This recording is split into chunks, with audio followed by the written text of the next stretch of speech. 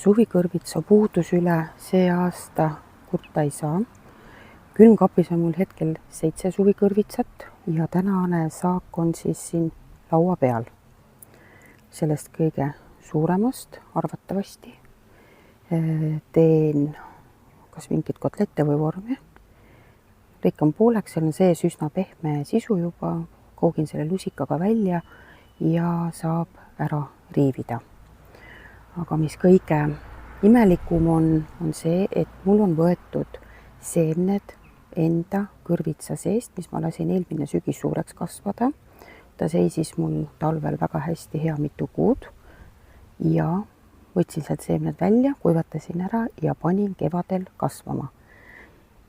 Ja ülla, osad kõrvitsad on piklikud ja osad kõrvitsad on ümaramad.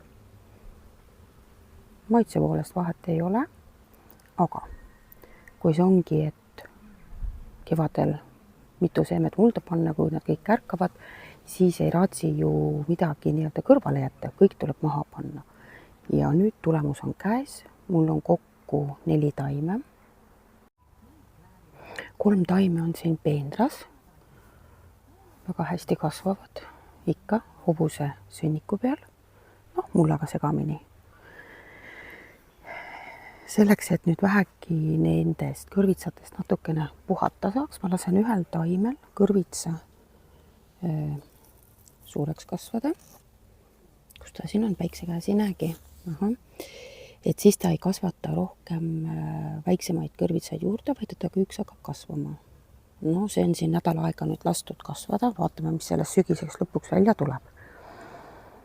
Siin on 3 taime siis ja kompostikastis on 1 taim veel ehk 4. taim.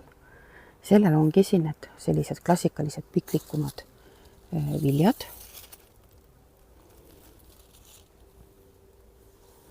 Nii et peab hakkama usinasti sööma. Kotletid, vormid, salat, kusjuures riivitud suvikõrvits, juust, muna, küüslauk, sibul, majonees ja väga hea salat tuleb.